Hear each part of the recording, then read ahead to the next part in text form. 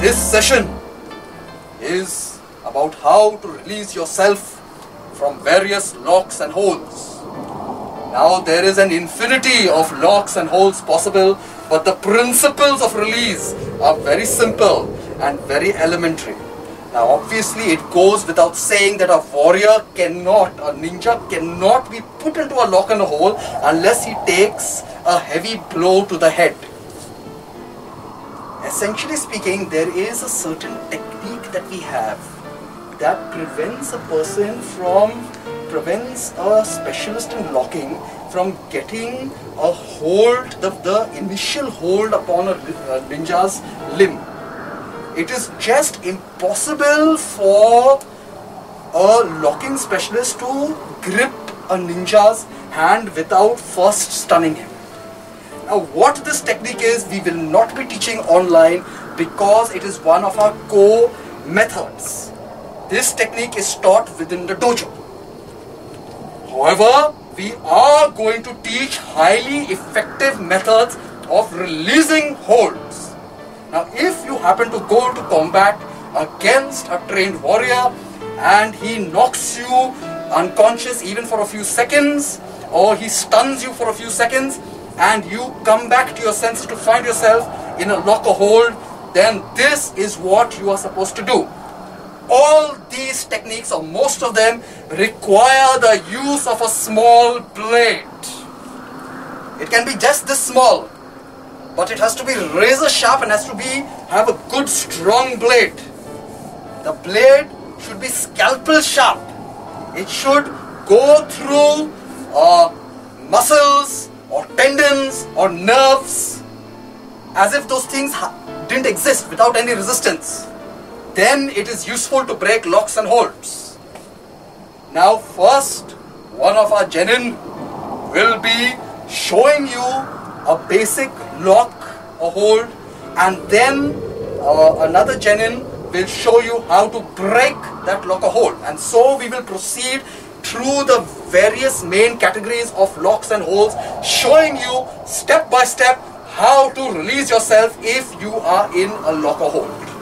Now, one thing to remember when you wish to break a lock is that the opponent's body is actually a biological machine. If you destroy the mechanism by which that machine works, the machine will not be able to hold the lock. Now for example, I put him into an elbow lock. I'm pulling him back and putting pressure.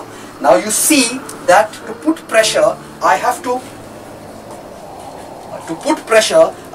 pull with one hand and push with the other. Now how do I generate this motion?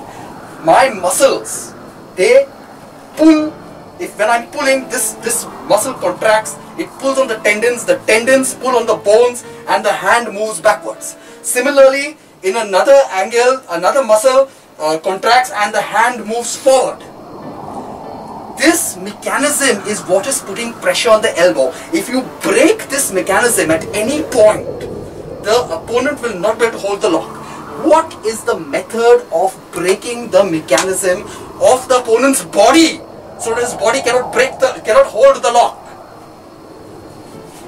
Here, these are muscles. Cut the muscle, it cannot contract, it cannot exert force.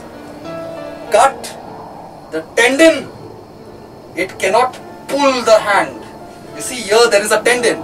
This causes the elbow to move back. Cut this tendon, the hand cannot move back. It cannot be pulled back. Nerves send commands from the brain to the hand. The nerve sends a command to the hand to contract. If you cut the nerve, the hand receives no message. It will not respond. The hold is broken. The small concealed blade, the knife, this is the method by which the ninja breaks holds. The genin will now demonstrate this against the wrist lock.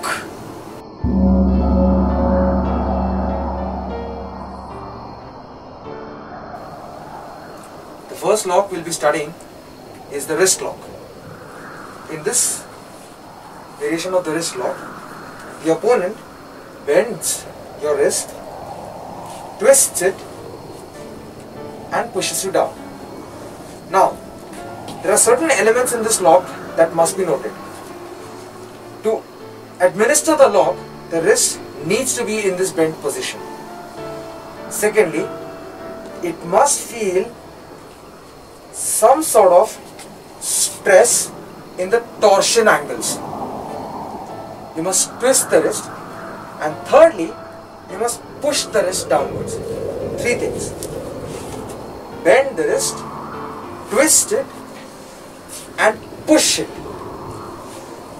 Once these three motions have been accomplished, the wrist lock is successful. To rid yourself of the wrist lock, one must remember some important points. The wrist lock depends upon the fact that the opponent is pushing your hand into this crooked motion. Secondly, it is that he is twisting it. And thirdly, he is exerting force. As long as you can turn your hand in the opposite direction of his force, bend and pull yourself away so that your wrist assumes the natural position, your wrist is not broken. Now bear in mind that you need not use only physical force to do this. You can make use of a weapon. A knife, a concealed blade, is a boon in such situations. I will now demonstrate how this is done. For instance, when I put him into a wrist lock, observe what he does. He first bent his elbows so as to relieve the tension on his wrist.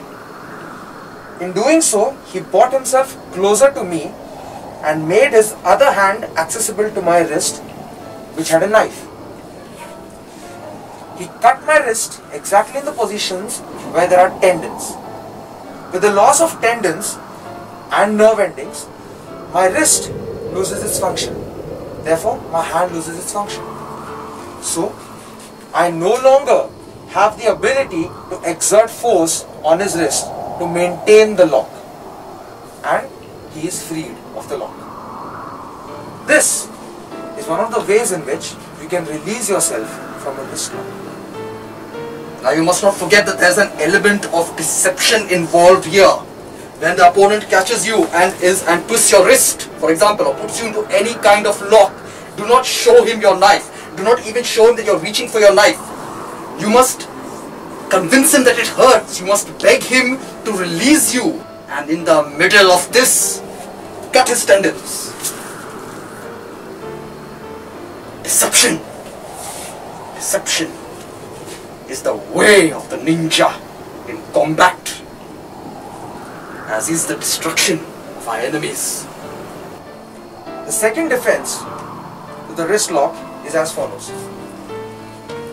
When I have twisted his wrist and put him into this position, he is bent with his knees bent, which he finds himself in a power position. Now, utilizing this power position, he can kick my torso to get rid of the pressure that I have built up on his wrist. In doing so, he has accomplished to get away from me, release the pressure on his wrist, and successfully free himself from the wrist lock. The second thing which he can do to cause grievous damage to me is, again, utilize the advantage of the power position and to kick my knee. A knee kick in this unexpected position for me would shatter it, giving him a great advantage. He has accomplished this without the use of the knife. Thus, this is an alternative if you can't find your knife or if you don't have a knife on you.